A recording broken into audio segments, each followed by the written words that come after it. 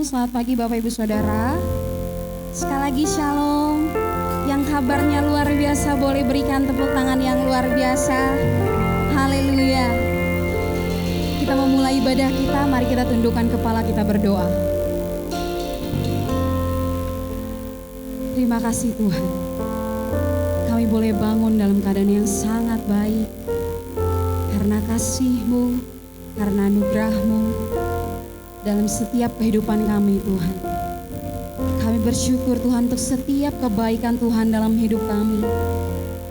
Kami berterima kasih Tuhan untuk kesetiaan-Mu dalam hidup kami Tuhan. Terima kasih Bapa. Ampuni setiap kesalahan pelanggaran kami, tingkah laku perbuatan kami Tuhan. Layakan kami Tuhan untuk masuk ke dalam hadirat-Mu yang kudus. Sebab kami Tuhan mau menikmati hadirat-Mu Tuhan yang menyegarkan jiwa kami.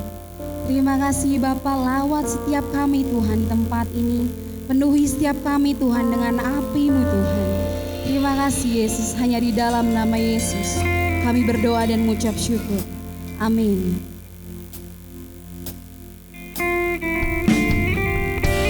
We want to say thank you Lord for everything you have done. Thank you for your kindness, for your love. Yarala boya shatara darala boyas. Iratanala boyas. Hallelujah. Yes Lord.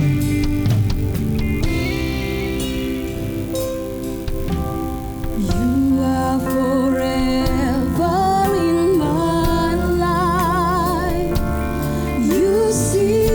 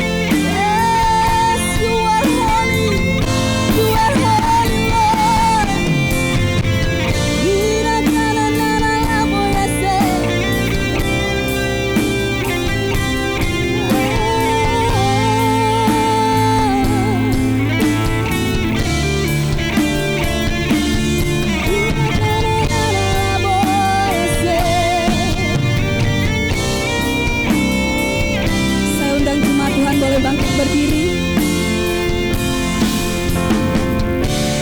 Nyanyi pujian bagimu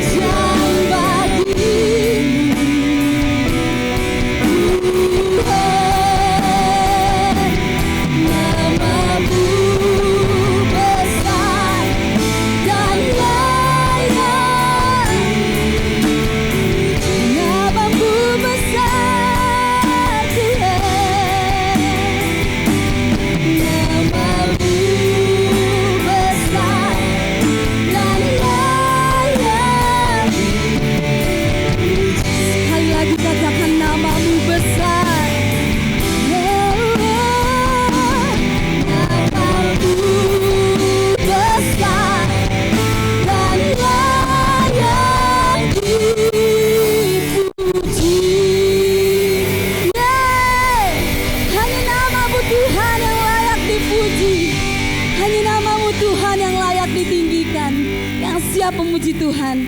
Boleh sama-sama katakan amin. Bapak Ibu Saudara, saya percaya ada wajah-wajah yang tersenyum bersuka cita pagi hari ini, amin. Yang bersuka cita boleh lambaikan tangan, boleh lihat kanan kiri, depan belakang, katakan mari bersuka di dalam Tuhan. Haleluya.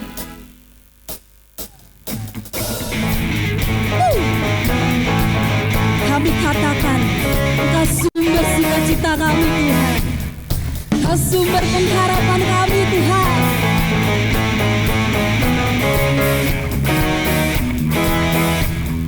Dalam buku temukan sukacita, dunia takkan sanggup diberikan. Segala bebanku pun digantikan.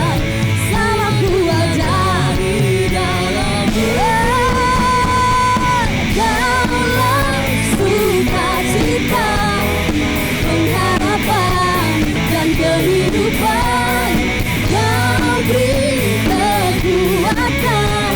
Haleluya, haleluya. Kaulah sukacita, pengharapan dan kehidupan. Kau beri kekuatan. Haleluya, bersukacita selamanya.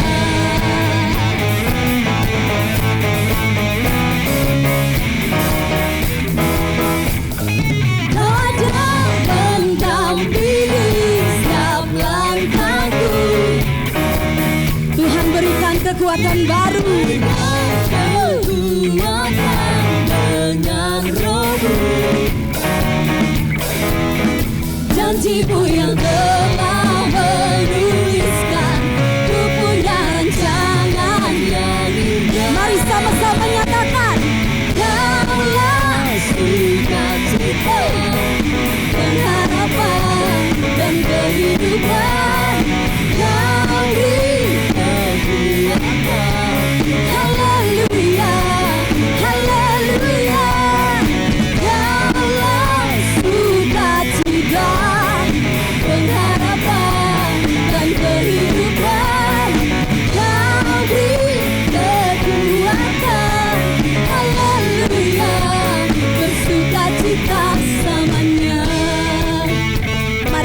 tepuk tangan Bapak Ibu Saudara.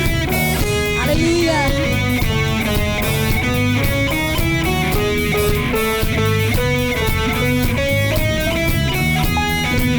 Mari sama-sama sorakan. Wow, oh, oh.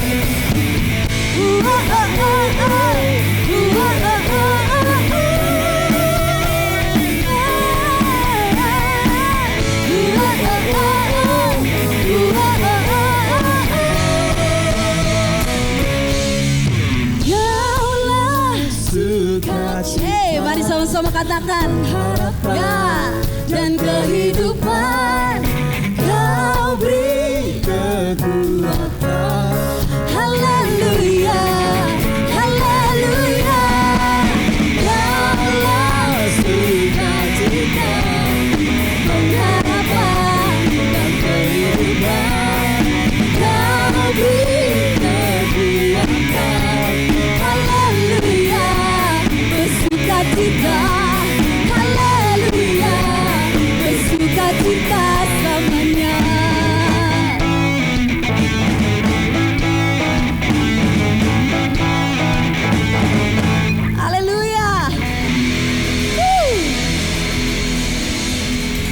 Bapak Ibu Saudara masih semangat memuji Tuhan, amin. Kita mau katakan kalau setiap pujian yang kita naikkan Tuhan bertahta, amin. Sekali lagi berikan tepuk tangan sorak-sorai buat Tuhan Yesus.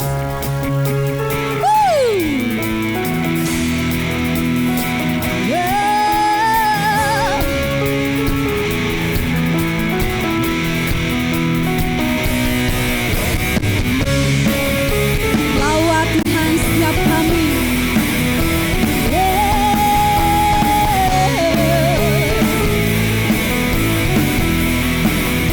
Sama-sama katakan Tuhan Engkau hadir, kuasanya mengalir melawat setiap hati.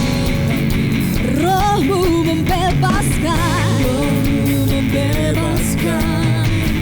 Roh-Mu membangkitkan, kebesaran-Mu dinyatakan. Kami diselamatkan untuk menyembah. Datanglah Raja-Mu di dunia, di hadapan tangan-Mu seluruh jiwa menyatu. Nyanyikan pujian senada dengan surga. Kami datang bersatu, sembah puji nama-Mu. Semesta bersuka bersama dengan surga.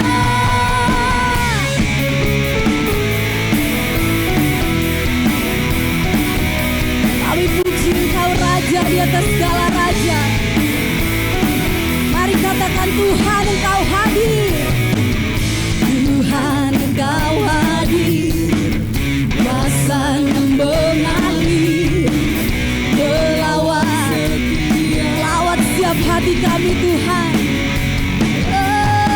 Roh-Mu membebaskan, Roh-Mu membangkitkan, kebesaran-Mu dinyatakan. Diselamatkan, kami sembah Engkau untuk menyembah. Datanglah kerajaan-Mu.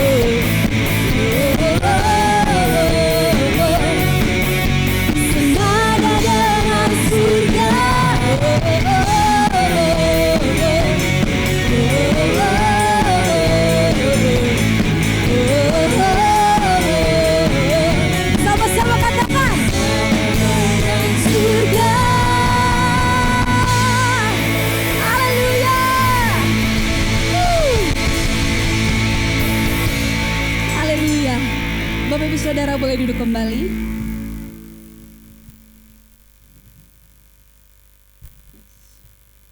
Kita mau siapkan hati kita untuk dengar kebenaran firman Tuhan. Saat kami menyembah-Mu Tuhan, kami percaya ada mukjizat-Mu. Ada mukjizat-Mu Tuhan setiap hari di dalam hidup kami.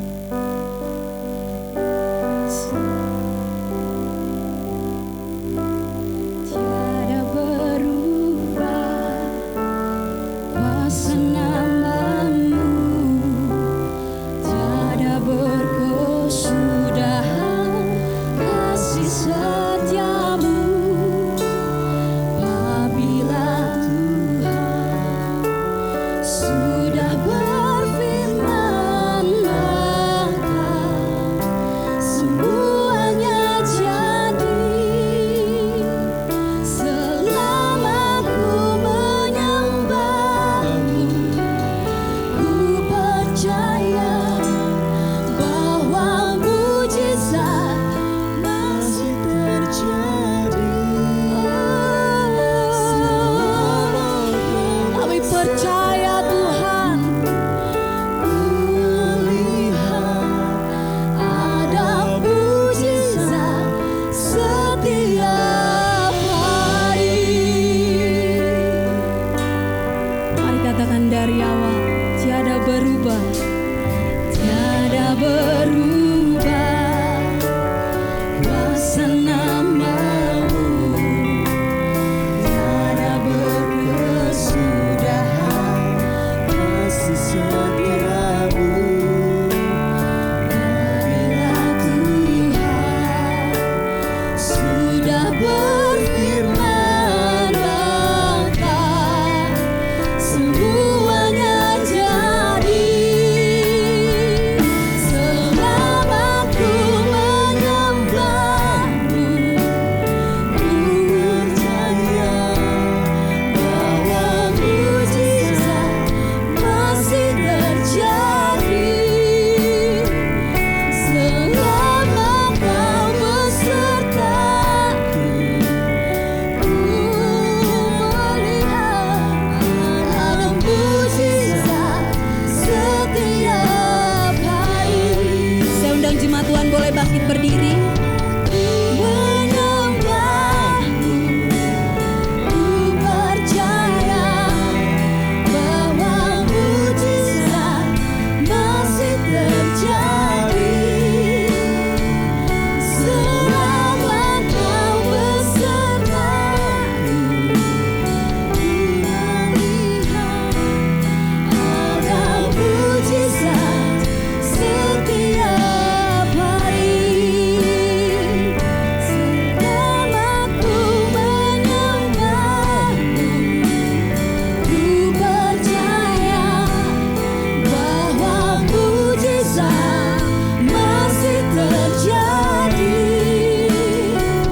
Selama Kau besertaku, ku melihat ada mukjizat setiap hari. Kami percaya Tuhan, ketika kami berjalan bersama dengan Engkau, kami akan melihat mukjizat demi mukjizat itu. Kalau kami ada di dalam satu generasi, itu generasi di akhir zaman Tuhan,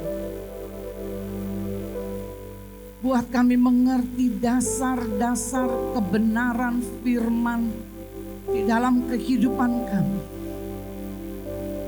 Karena firman-Mu katakan di dalam Ibrani 12 ayat ke-26, ada satu kali Engkau akan menggoncangkan bukan cuma bumi tapi langit.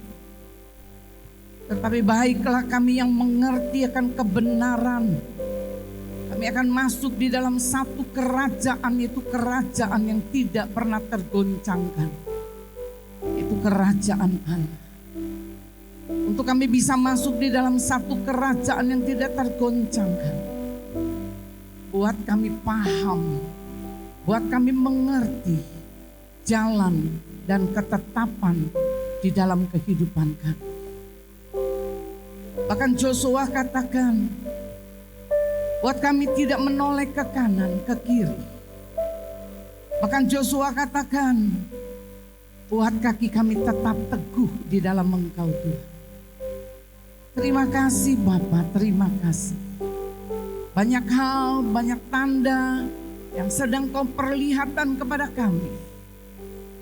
Bahwa akhir dari segala sesuatu itu nyata Tuhan. Terima kasih Bapa, dan terpuji-pujilah Engkau. Hanya dalam nama Tuhan Yesus kami berdoa dan kami mengucap syukur. Sama-sama katakan amin. Silakan duduk.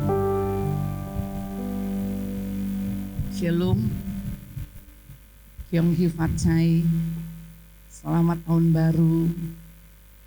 Saya tidak bisa ke tempat jemaat karena masih masa-masa pandemi, saudara. Jadi dari mimbar saya sekali lagi mengucapkan selamat tahun baru Imlek. Tuhan memberkati. Tepuk tangan. Amin. Satu pagi ketika saya bangun, tiba-tiba saya masuk, ada satu video.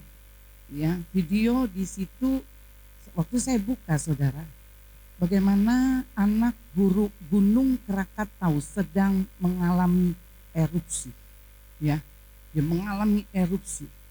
Dan bukan cuma gunung Krakatau, anak gunung Krakatau itu ada di perbatasan antara Jakarta dengan Lampung, saudara. Jadi itu sedang erupsi. Kemarin saya sempat tanya dengan anak-anak yang ada di pelabuhan. Saya katakan, apakah masih kapal masih berjalan?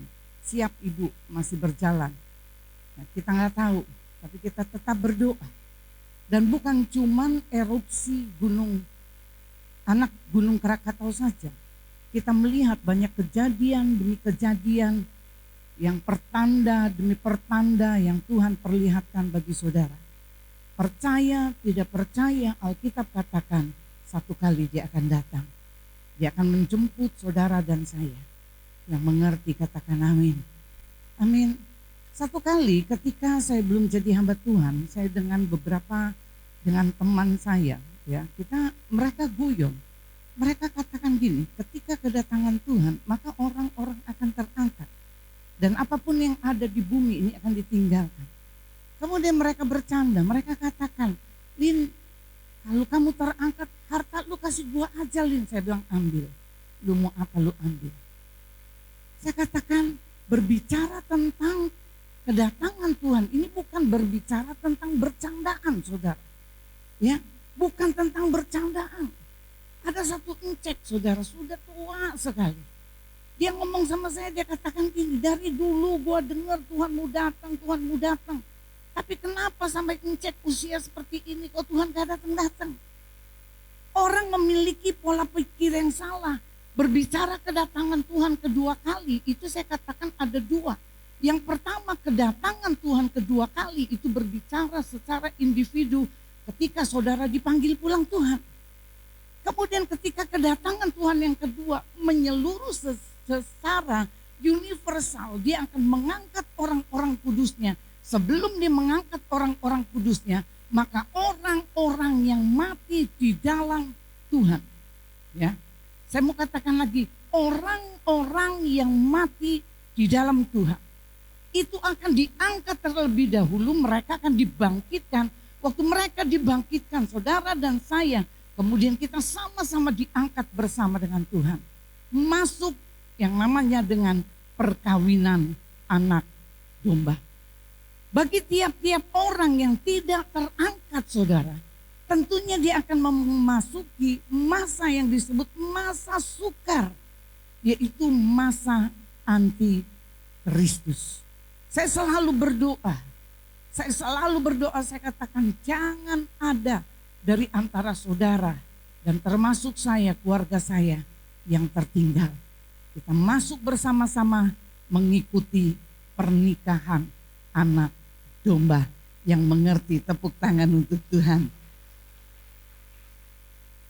Kita bisa lihat tanda-tanda sekarang. Ya, banyak hal yang kita lihat, saudara. Kalau saya katakan kekristenan itu cuman kumpul-kumpul. Yang saudara cuman bisa ketawa ketiwi, kemudian buat kelompok ketawa ketiwi. Saya katakan hari ini itu udah gak bisa, saudara.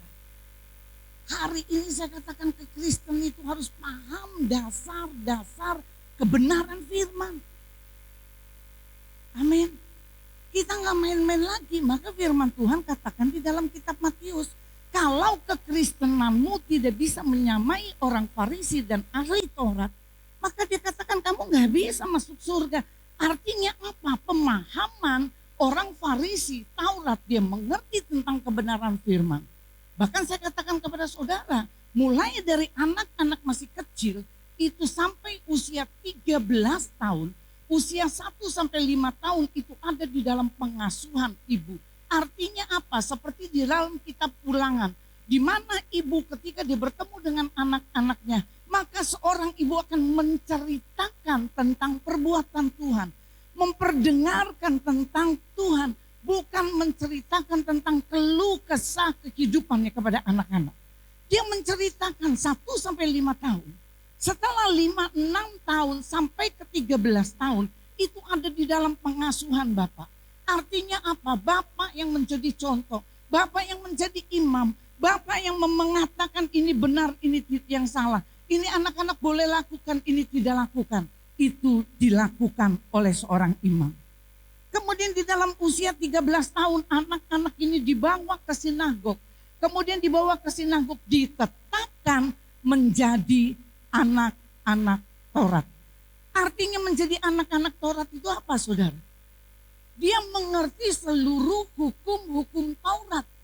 Kejadian, Keluaran, Imamat, Bilangan, Ulangan. Bahkan Alkitab mencatat ketika dia ditabiskan menjadi anak Taurat. Artinya apa? Dia mengerti tentang Taurat titik koma. Dia paham tentang itu. Maka saya katakan kalau kekristenan kita, maka saya katakan hari-hari ini, jujur saudara, banyak gereja tidak menawarkan tentang kebenaran. Banyak gereja menawarkan tentang kesuksesan. Banyak gereja menawarkan tentang kemakmuran. Banyak gereja mengajarkan atau memberikan pengajaran tentang apa? Tentang saling ikatan, hubungan, tentang hubungan. Tapi tidak mengajarkan sesuatu yang benar sesuai dengan firman Tuhan. Saya katakan, gak usah ngajar tentang kemakmuran. Alkitab berbicara ketika saudara ada di dalam kebenaran. Ketika saudara belajar dalam prinsip Tuhan, maka kemakmuran menjadi berkat saudara yang mengerti. Tepuk tangan untuk Tuhan. Amin. Yang dibicarakan cuma makmur, gimana menjadi makmur, gimana menjadi kaya. Saya akan bicara hari ini. Coba kita buka sama-sama. Matius 6 ayat ke-25 sampai ayat ke-34.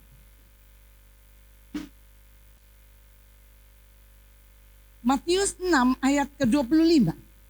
Karena itu aku berkata kepadamu, janganlah khawatir akan hidupmu, akan apa yang hendak kamu makan atau minum, dan jangan khawatir akan tubuhmu, akan apa yang hendak kamu pakai. Bukankah hidup itu lebih penting daripada makanan, dan tubuh itu lebih penting daripada pakaian? Ayat 26. Pandanglah burung-burung di langit yang tidak menabur dan tidak menuai, tidak mengumpulkan bekal dalam lumbung, namun diberikan makan oleh Bapakmu yang di surga. Bukankah kamu jauh melebihi burung-burung itu? Siapakah di antara kamu yang karena kekhawatirannya dapat menambahkan sehasta saja pada jalan hidupnya? Dan mengapa kamu khawatir akan pakaian? Perhatikan bunga bakung di ladang yang tumbuh tanpa bekerja dan tanpa memintal. Namun aku berkata kepadamu, Salomo dalam segala kemegahannya pun tidak berpakaian seindah salah satu dari bunga itu. Kemudian 30. Jadi jika demikian Allah mendandani rumput di ladang yang hari ini dan ada dan besok dibuang ke dalam api, tidakkah ia lebih penting lagi mendandani kamu, hai orang yang kurang percaya? 31. Sebab itu janganlah kamu khawatir dan berkata, apakah yang akan kami makan? Apakah yang akan kami minum? Apakah yang akan kami pakai? Semua itu dicari bangsa-bangsa yang tidak mengenal Allah. Akan tetapi Bapamu yang di surga tahu bahwa kamu memerlukan semua itu. Tuhan tahu nggak saudara perlukan itu? Tahu. Kemudian ayat ke-33. Tetapi carilah dahulu kerajaan Allah dan kebenarannya, maka semuanya itu akan ditambahkan kepadamu. Kemudian ayat ke-34 terakhir. Sebab itu janganlah kamu khawatir akan hari esok. Kita sering khawatir tentang hari esok. Ya. Kemudian dia katakan apa? Karena hari besok memiliki atau mempunyai kesusahannya sendiri. Kesusahan sehari cukup untuk sehari. Saya waktu baca ini saya katakan, saya memperoleh ada 2 prinsip yang diajarkan. Prinsip yang pertama yaitu dicari oleh bangsa-bangsa. Apa yang dicari oleh bangsa-bangsa? Itu yang pertama, makan, minum, pakaian. Kemudian apa? Mengumpulkan harta kekayaan. Itu yang dicari oleh bangsa-bangsa. Maka Yesus dia bilang gini, lebih penting itu hidup, bukan itu. Itu yang dicari oleh bangsa-bangsa saudara. Mereka mencari sesuatu untuk hal yang tidak kekal. Mereka berjuang sesuatu untuk sesuatu yang sementara. Yang satu kali akan ditinggalkan. Bahkan ada satu peribahasa ngomong seperti ini. Kepala jadi kaki, kaki jadi kepala. Atau dengan kata lain banting tulang. Sampai tulangnya dibanting saudara. Untuk sesuatu yang apa? Sesuatu yang sementara. Sesuatu yang apa? Sesuatu yang ditinggalkan. Kemudian prinsip yang kedua itu yang dicari bangsa-bangsa. Tapi kemudian prinsip yang kedua dikatakan di dalam firman Tuhan, carilah dahulu kerajaan Allah. Jadi saya katakan Alkitab tidak mengajarkan gini, gak boleh kerja, gak boleh menjadi kaya, enggak. Tapi Alkitab mencatat dikatakan cari dulu kerajaan Allah dan kebenarannya, maka semuanya itu akan semuanya akan ditambahkan. Apa semuanya yang akan ditambahkan? Yang dicari oleh bangsa-bangsa. Amin. Maka saya katakan hari ini saya memberi tema. Saya katakan prinsip hidup atau prioritas hidup kita. Hari ini kita harus mengerti nih prioritas hidup kita ini apa. Apa kita seperti bangsa-bangsa mencari sesuatu dari pagi sampai malam. Ya, kalau bisa tidur cuma berapa jam saja. Kita cari uang. Bangun tidur kita sudah mulai duit. Nggak bisa lakukan apa-apa. Nggak punya hubungan dengan Tuhan. Alkitab mencatat sesuatu itu sifatnya sementara. Dan kita nggak akan pernah bawa. Tetapi dia menawarkan cari dulu kerajaan Allah. Waktu kita menemukan kerajaan Allah, waktu kita menemukan keselamatan bagi jiwa saudara, maka saya katakan segala sesuatu yang dicari oleh bangsa-bangsa, Tuhan akan berikan kepada kita. Saya memberikan satu ilustrasi yang gampang sekali. Ada satu anak muda. Anak muda ini dia bertemu dengan seorang malaikat. Waktu dia bertemu dengan seorang malaikat, karena anak muda nggak lagi pergi ke rumah makan, tapi dia bertemu di kafe, ya. Bahkan masih banyak orang tua yang suka nongkrong di kafe. Ya, saya puji Tuhan, saya bukan orang yang suka nongkrong di kafe. Karena apa? Kalau anak-anak bilang, ayo ma kita ke kafe nongkrong, kita minum kopi, ya minum kopi saudara. Setelah minum kopi kita pulang, ya karena memang kita nggak ada di situ. Di sini anak muda ini kemudian dia bertemu dengan malaikat. dia malaikat, kemudian dia ada di kafe. Kemudian cerita, mereka mulai kongko, mereka mulai berbicara banyak hal, saudara. Waktu mereka sudah berbicara banyak hal, apa yang dilakukan mungkin apa saja dibicarakan. Kemudian selesai dibicarakan, tiba-tiba malaikat ini tanya sama anak muda. Anak muda, kamu mau apa dari aku? Kemudian malaikat itu ambil. Karena dia ngopi, saudara. Dia ada cangkir. Kemudian dia ada sendok kecil. Dia ambil sendok kecil. Dia ketok cangkir. Waktu dia ketok cangkir 3 kali. Ini ada tanah. Investasi untuk kamu. Beli tanah ini sebagai investasi untuk masa depan kamu. Dan kamu bisa beli tanah ini berhektar-hektar dengan uang ini. Anak muda ini lihai, saudara. Anak muda itu dia katakan enggak. Karena sekarang lagi musim corona, kalau punya tanah banyak pun mau jual susah. Jadi dia katakan enggak mau. Jadi kamu maunya apa dari aku? Kalau kamu enggak mau tanah, kamu enggak mau sesuatu yang untuk kamu bisa invest. Kemudian dia tarik lagi, dia ambil sendok.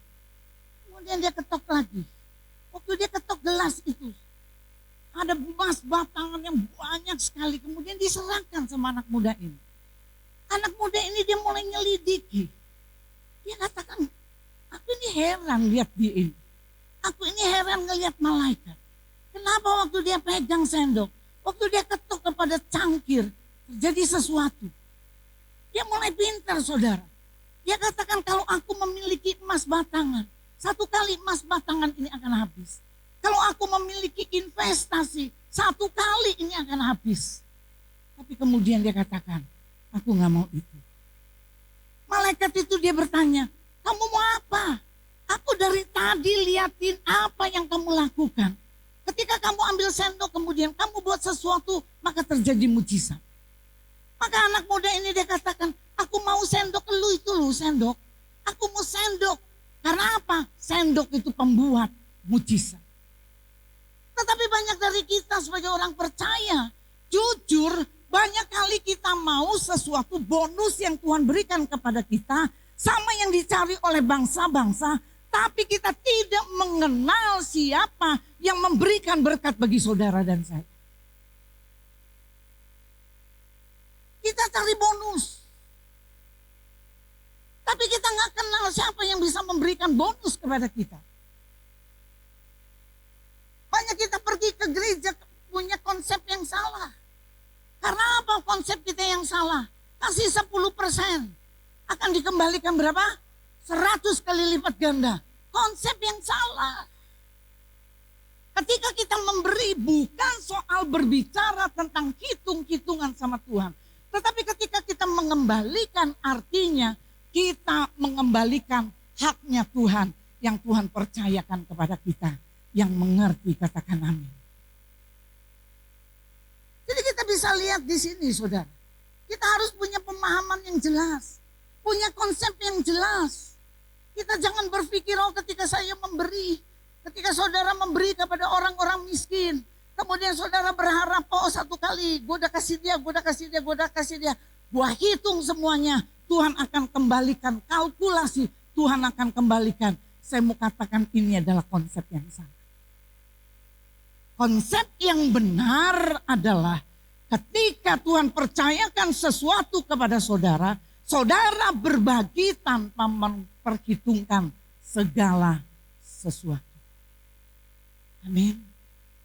Amin. Perbaiki konsep ini saudara. Perbaiki konsep ini. Saya katakan sekali-kali Tuhan tidak pernah hutang sama saudara. Dan juga kita jangan merasa kita menghutangi Tuhan. Tidak. Tuhan tidak pernah berhutang kepada saudara dan kepada saya. Maka saya katakan 2 minggu yang lalu saya berbicara tentang bagaimana ketika kita ada di dalam lembah penentuan. Orang-orang yang dikasihi Tuhan, orang-orang yang benar-benar dicintai Tuhan, maka Tuhan izinkan 1 kali saudara akan ditempatkan di dalam satu yang disebut dengan lembah penentuan. Kenapa saudara ada di dalam lembah penentuan? Banyak kali ketika kita ada di dalam lembah penentuan, kita nggak pernah sadar, saudara. Tuhan kasih kita di dalam lembah penentuan untuk apa? Menentukan hidup saudara dengan Tuhan. Satu kali, bagaimana Tuhan membawa saya di dalam satu situasi, saya harus memutuskan tentang hidup saya dengan Tuhan. Ketika banyak hal terjadi, saudara, ya, ada hal-hal yang saya tidak bisa pikirkan, hal-hal itu terjadi dalam kehidupan saya. Kemudian saya harus masuk di dalam satu penentuan tentang hidup saya. Saya mulai menentukan hidup saya. Saya mulai katakan sama Tuhan, hari ini saya memutuskan untuk saya mengikut Tuhan. Beberapa kali, bagaimana ketika satu kali saya berdoa, waktu saya satu kali berdoa, tiba-tiba saya lihat ada satu cincin, kemudian cincin itu dimasukkan ke jari saya. Waktu dimasukkan ke jari saya nggak mengerti, saya katakan Tuhan, makasih Tuhan. Tapi saya nggak ngerti maknanya, saya tidak mengerti arti dari penglihatan yang Tuhan kasih dalam hidup saya nggak ngerti. Sampai satu kali ketika saya pergi ke tempat teman saya bertemu dengan suster, kebetulan suster ini adalah teman baik. Waktu kita ngobrol-ngobrol, tiba-tiba dia lagi angkat tangan, dia mau minum. Waktu dia mau minum, kok saya lihat ada cincin. Saya iseng, saya katakan, Sus, kok pakai cincin? Kemudian dia ngomong yang membuat saya mengerti. Dia katakan, iya, saya pakai cincin, ini tanda selibat antara saya dengan Tuhan. Saya mengerti bahwa saya pada hari saya memutuskan untuk hidup saya tetapkan bagi Tuhan. Dan saya mengikatkan hidup saya dengan Tuhan. Melalui satu pernikahan, yaitu pernikahan saya dengan Tuhan. Punya hubungan dengan Tuhan. Maka saya katakan, apa yang menjadi prioritas saudara hari ini? Apakah prioritas saudara adalah usaha saudara? Apakah prioritas saudara adalah anak-anak saudara? Ataukah prioritas kita ada hal-hal yang lain? Hobi saudara? Ini yang tahu adalah saudara. Yang tahu adalah saya, saudara. Maka kita harus mengerti. Ketika kita memilih prioritas kita, maka apa yang harus kita kerjakan ketika kita memilih prioritas kita adalah kerajaan Allah. Ya. Saya pilih nih prioritas saya adalah kerajaan Allah. Jadi apa yang harus saya miliki? Yang pertama, kita harus menjadi orang yang punya integritas. Ya, punya integritas. Integritas itu berbicara tentang apa? Jujur, setia, dan dapat dipercaya. Itu integritas. Kemudian saya katakan, arti dari kata lain integritas, artinya kita nggak pakai topeng.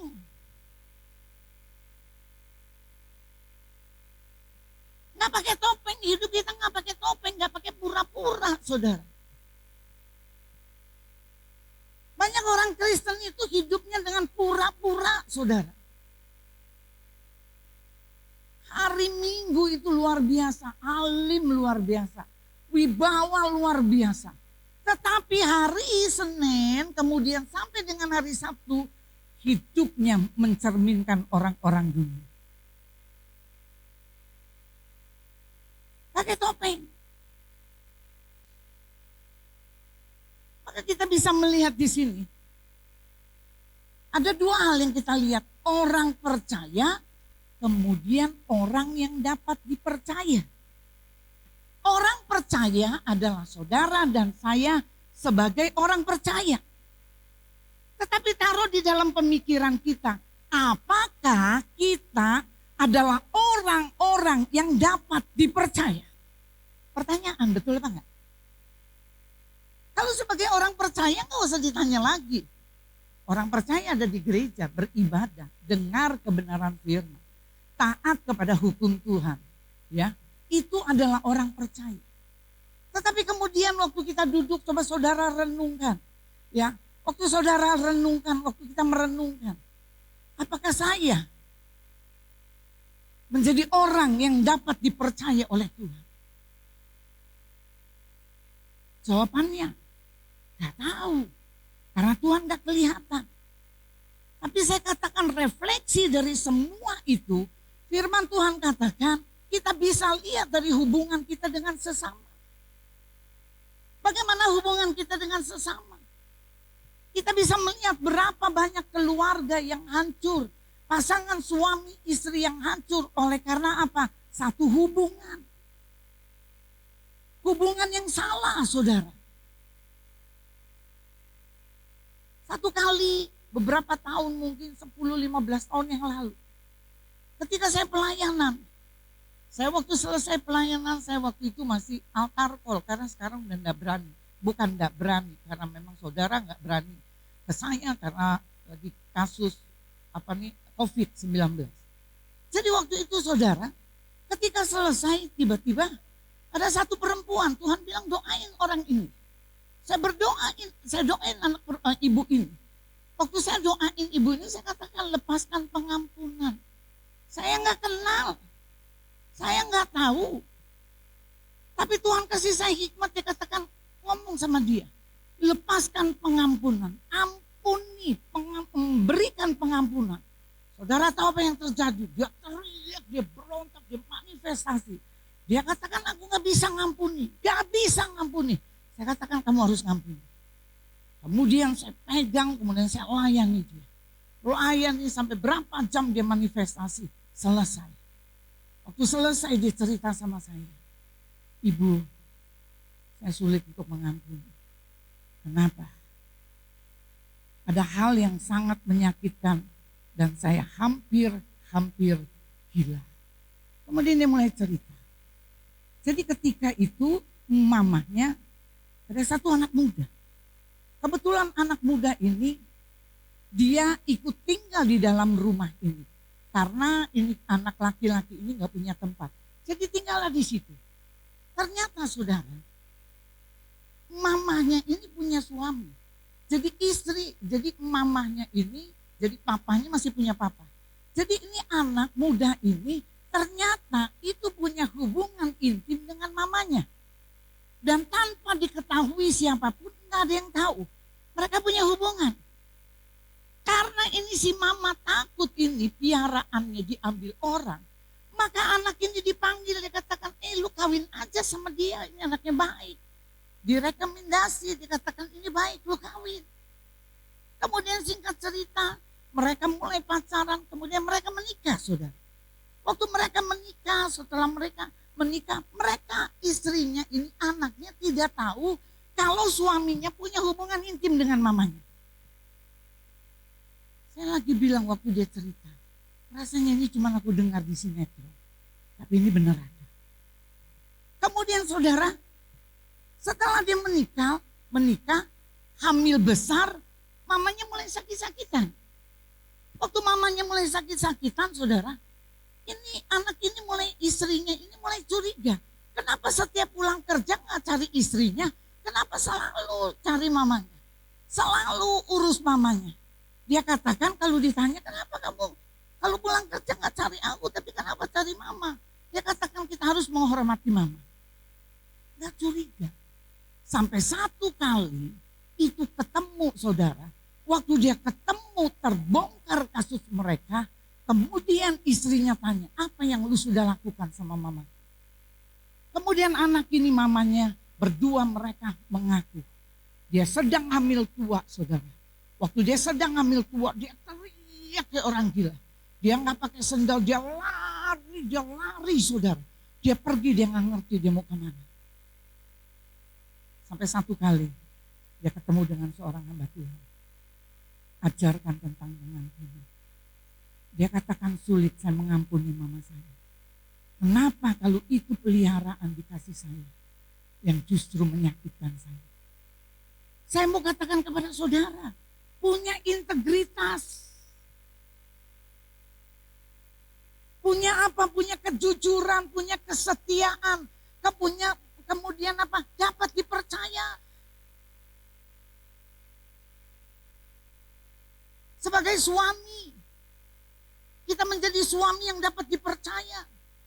Berapa banyak istri yang sudah tidak percaya lagi kepada suami. Karena apa? Suami melakukan hal yang salah. Sulitnya untuk membangun lagi satu hubungan ketika hubungan itu sudah salah. Secara manusia sulit, tetapi kalau kita ada di dalam Allah, maka nggak ada yang mustahil. Tuhan bisa ridha. Kemudian berbicara tentang hubungan. Hubungan apa lagi? Hubungan pertemanan. Hubungan orang tua dengan anak. Berapa banyak hubungan orang tua dengan anak yang menjadi hancur oleh karena apa? Kekayaan. Saya melayani di Surabaya, ada satu encek. Umur 70 lebih dia ada di dalam sel tahanan. Waktu saya mau sampaikan khotbah di sel tahanan, satu hal dia pegang saya dulu. Tolong kamu jangan suruh saya mengampuni anak saya. Saya belum ngomong apa-apa. Saya katakan gini, kenapa Yang membawa saya masuk penjara adalah anak saya. Kenapa bisa hancur? Karena harta. Kenapa tidak bisa dipercaya? Kenapa tidak bisa jujur, saudara? Kenapa tidak bisa setia? Karena ada sesuatu. Ini yang Tuhan katakan. Maka kita harus menjadi orang Kristen yang punya integritas. Kita bisa jujur dengan semua orang. Saya berbicara, saya tidak pernah mau menjadi orang yang suka pura-pura, saudara. Kalau ada sesuatu yang saya mesti sampaikan, saya sampaikan. Ada sesuatu yang saya mesti ngomong, saya yang ngomong. Saya lakukan itu bukan cuma untuk anak-anak saya, tapi saya bicara dengan anak-anak rohani saya. Kita belajar. Kadang-kala saya banyak hal, saya sering ngajar Zoom. Saya katakan kita seorang istri, apa yang harus kita lakukan? Apa yang harus kita perbuat?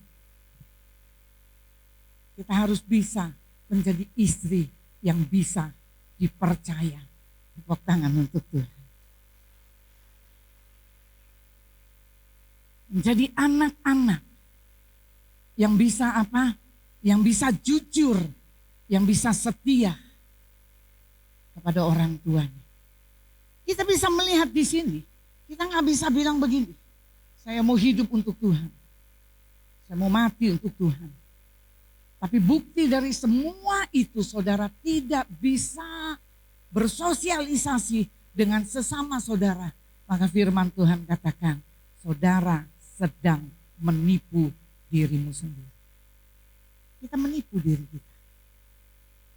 Tanda kita mengasihi Tuhan, maka kita mengasihi sesama kita. Tanda kita mengasihi Tuhan, maka kita mengasihi suami, mengasihi istri kita dengan segenap hati kita. Yang mengerti katakan amin. Saya akan memberikan, kita belajar tentang integritas itu dari Daniel, saudara. Daniel ini adalah satu dari 3 orang pemuda yang dibawa ke Babilonia. Pada saat Raja Nebukadnezar, kemudian mereka dibuang ke Babilonia, saudara. Ya, alasannya kenapa? Alasannya karena mereka ini memiliki pemahaman, kemudian memiliki hikmat, pengertian yang luar biasa. Jadi mereka dilempar, dibuang ke Babel. Kemudian bukan cuma itu. Keempat orang ini mereka memiliki 10 kali kecerdasan di atas rata-rata. Kemudian apa yang terjadi? Mereka dibuang. Tetapi kita lihat ada 4 hal atau 4 teladan dari Daniel dalam integritas. Yang pertama, dia nggak ada celah. Dia nggak punya celah. Dituliskan di dalam Daniel 1 ayat yang keempat. Daniel 1 ayat yang keempat.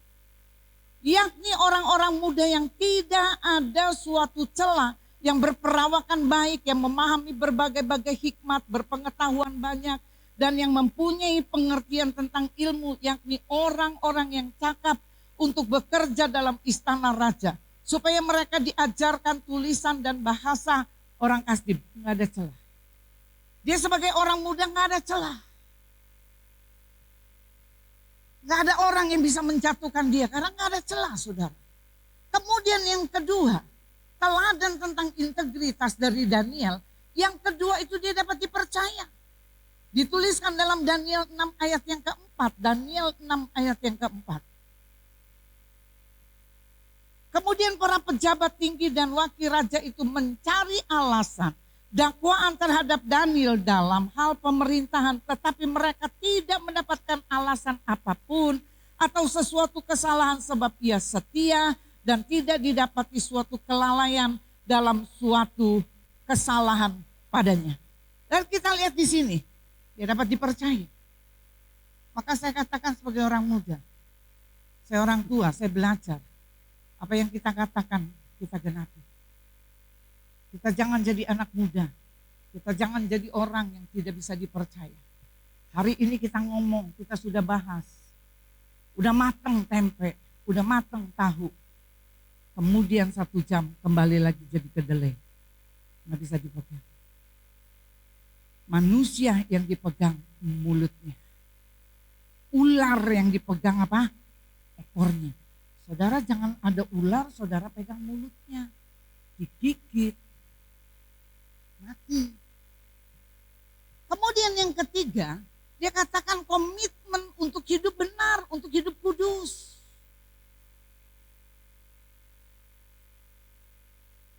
Dituliskan di dalam Daniel 1 ayat ke-8, dia hidup kudus. Dia tidak melakukan hal-hal yang salah di dalam tanda kutip, saudara. Kemudian yang terakhir, dia katakan dia nggak serakah. Hari-hari ini saya katakan, banyak orang gak pernah puas. Dikasih berkat 1 juta, kepengen berapa? 2 juta. Dikasih 2 juta gak puas, kepengen berapa? 10 juta. Gak puas. Punya motor, mimpi punya mobil. Waktu dikasih mobil, gak puas dengan mobil. Kepengen apa? Helikopter. Dikasih helikopter gak puas, kepengen apa? Yang bisa naik loh, shoot gitu. Gak pernah puas. Saya mau katakan hari ini, firman Tuhan katakan di dalam Matius 6 ayat yang ke-34. Sebab itu janganlah kamu khawatir akan hari esok, karena hari besok mempunyai kesusahannya sendiri. Kesusahan sehari cukup untuk sehari. Kalau saudara diberkati, saudara mengucap syukur. Saudara diberkati 1 juta, saudara mengucap syukur. Saya selalu katakan seperti ditulis di dalam Amsal. Di dalam Amsal yang terakhir, Salomo dia katakan, jangan beri aku kekayaan supaya aku tidak mencela Tuhan. Tetapi dia katakan jangan beri aku miskin sehingga aku mempermalukan Tuhan. Berikan aku secukupnya. Artinya apa sih secukupnya? Secukupnya saya dengan saudara beda. Secukupnya pegawai dengan bos itu beda. Tapi Tuhan mencukupkan segala keperluan kita menurut kekayaan dan kemuliaannya di dalam Tuhan. Ketika apa? Kita mengejar kerajaannya. Kita dapat keselamatan, kita memperoleh keselamatan. Maka firman Tuhan dia bilang kecil untuk sesuatu yang diminta oleh bangsa-bangsa. Aku akan berikan kepadamu. Jangan salah, cari apa yang dicari dunia, apa yang dicari oleh bangsa-bangsa. Kita kejar itu tanpa kita mengejar Tuhan. Jadi kita balik. Ada konsepnya, cari Tuhan. Dengan segala waktu kita belajar, kita berbicara tentang carilah. Artinya ada satu usaha yang terus menerus sampai kita memperoleh sesuatu. Artinya apa? Ketika kita mau cari kerajaan Allah, kita cari terus, kita cari. Kita gali firman Tuhan, kita cari tahu tentang Tuhan. Kita cari melalui apa? Melalui firman Tuhan. Cari. Saya katakan yang mengubah hidup saudara bukan doa. Tapi yang mengubah hidup saudara adalah firman Tuhan yang mengerti. Katakan amin. Doa itu yang akan mendorong saudara dekat sama Tuhan. Tapi kebenaran yang akan mengubah hidup saudara dan saya. Kita bangkit berdiri.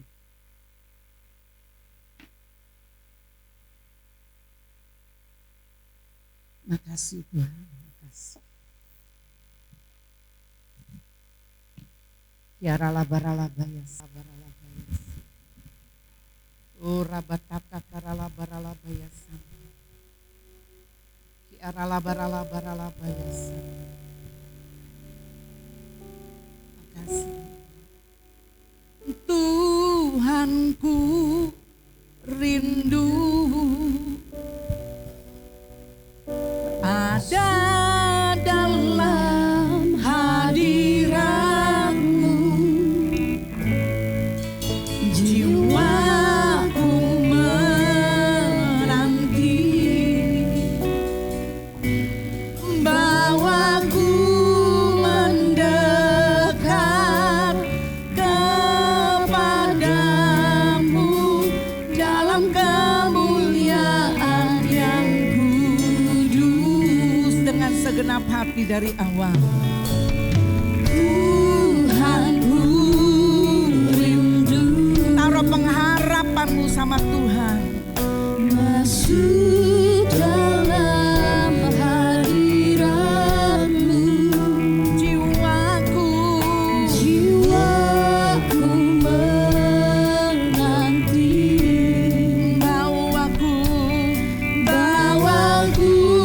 mendekat kepadamu dalam kemuliaan yang katakan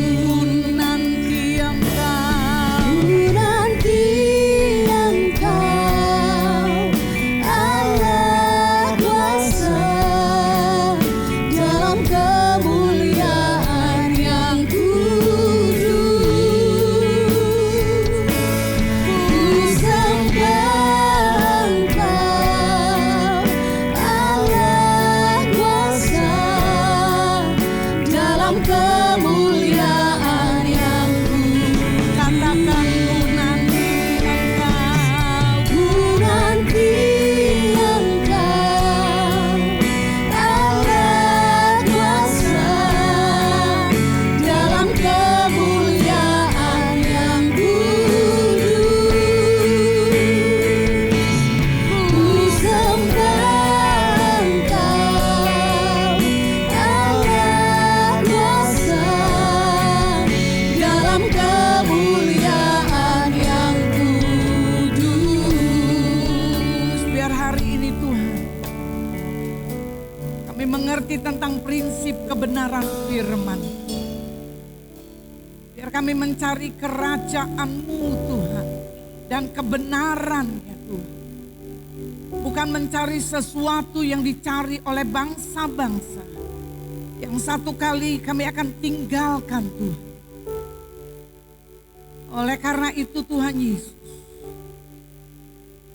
biar pada pagi hari ini kami mengambil prinsip yang benar yang ditulis oleh firman-Mu di dalam Matius 6:33. Biar itu menjadi bagian kami.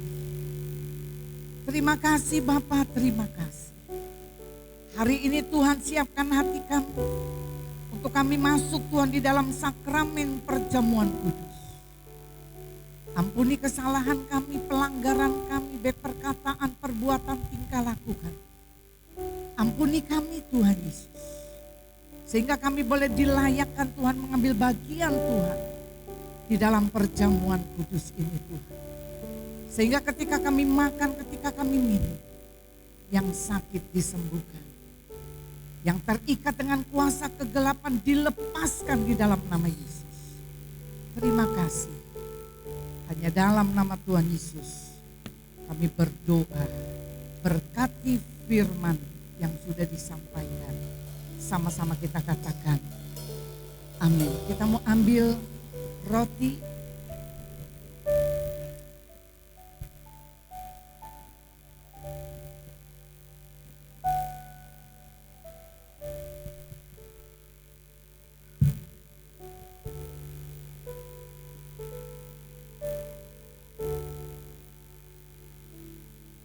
Amsal 10 ayat yang ke-28.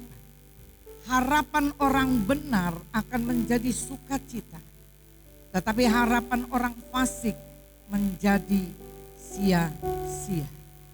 Saya tidak izinkan bagi saudara yang belum mengikuti baptisan untuk mengikuti sakramen perjamuan kudus.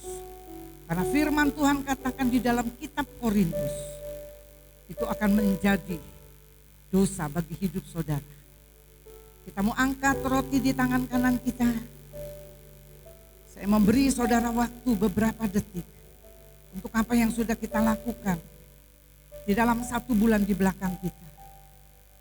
Kalau ada kesalahan saudara minta ampun. Orabata syaka karalabayasan. Sebab apa yang telah aku teruskan kepadamu telah aku terima dari Tuhan Yesus. Pada malam waktu ia diserahkan mengambil roti dan sesudah itu ia memecah-mecahkannya dan berkata, inilah tubuhku yang diserahkan bagi kamu, perbuatlah ini menjadi peringatan akan aku. Bukankah roti yang kita pecahkan adalah persekutuan kita dengan Yesus Kristus? Sama-sama kita katakan, amin. Kita makan dalam nama Yesus.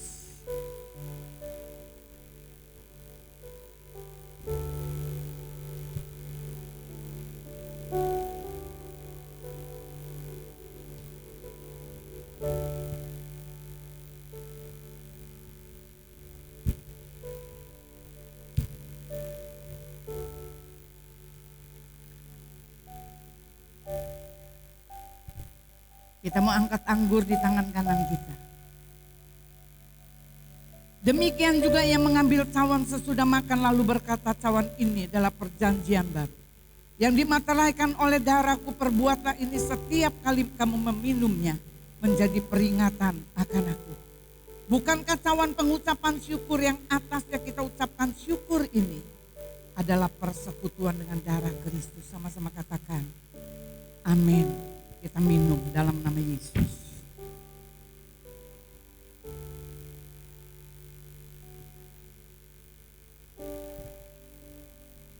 Ucapkan syukur. Semua baik, semua baik. Apa yang telah kau perbuat di dalam hidupku. Semua baik, sungguh teramat baik. Kau jadikan hidupku berarti. Terima kasih Tuhan buat tubuh dan darah-Mu Tuhan hari ini. Biar sepanjang 1 bulan di depan kami Tuhan ada penjagaan penyertaan-Mu. Dan biar apa yang kami lakukan sepanjang 1 bulan di depan kami, taruhkan di ujung lidah bibir kami malaikat-Mu Tuhan. Supaya ada perkataan-perkataan hikmat yang keluar. Bukan amarah. Bukan Tuhan Yesus sesuatu yang tidak bermanfaat. Terima kasih Bapa. Dan hari ini juga aku berdiri selaku hamba-Mu. Aku mau putuskan semua mata rantai COVID-19. Aku mau tolak, kami mau patahkan mata rantai itu di dalam nama Tuhan Yesus.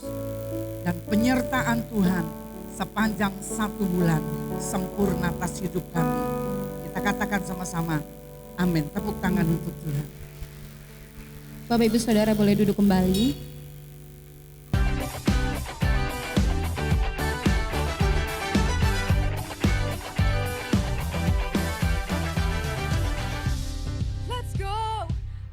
Shalom Jemaat yang dikasihi Tuhan, biarlah firman yang telah kita dengar bertumbuh dan berbuah lebat dalam hidup kita. Berikut saya akan menyampaikan pengumuman untuk sepekan ke depan.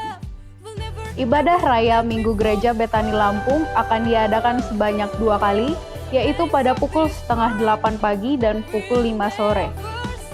Doa pagi akan diadakan setiap pukul 5:30 pagi setiap hari.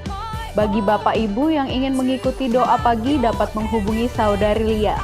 Link Zoom akan dibagikan melalui WhatsApp gereja. Baptisan Selam akan diadakan pada minggu kedua dan penyerahan anak akan diadakan pada minggu ketiga. Untuk info lebih lanjut, dapat menghubungi Saudari Lia. Shalom adik-adik. Hari ini Kak Kezia mau memberitahu bahwa ibadah sekolah minggu online akan dimulai kembali pada tanggal 23 Januari 2022. Bagi adik-adik yang belum mengikuti sekolah minggu, adik-adik bisa menghubungi Kak Arlin ya, dengan nomor di bawah ini. Dan bagi adik-adik yang sudah mengikuti sekolah minggu, tetap semangat mencari Tuhan ya. Selamat hari Minggu, Tuhan Yesus memberkati. Kasih-Nya selalu manis dan indah di setiap musim kehidupan. Apapun kondisi kita hari ini, mari tetap setia kepada Tuhan. Demikian pengumuman untuk minggu ini. Sampai bertemu di ibadah minggu depan. Happy Sunday and God bless you.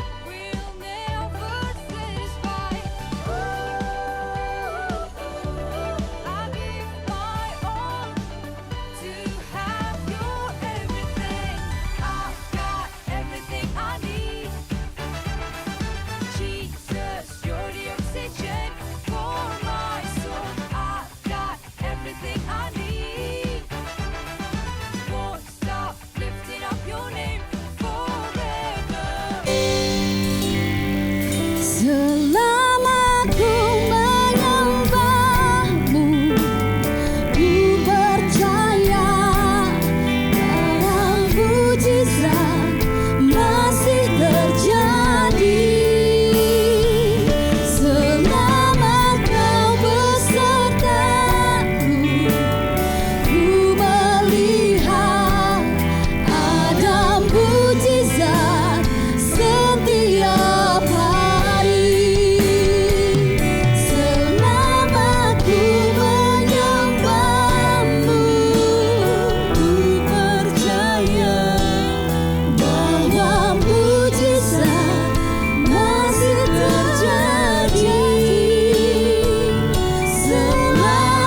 kau besertaku,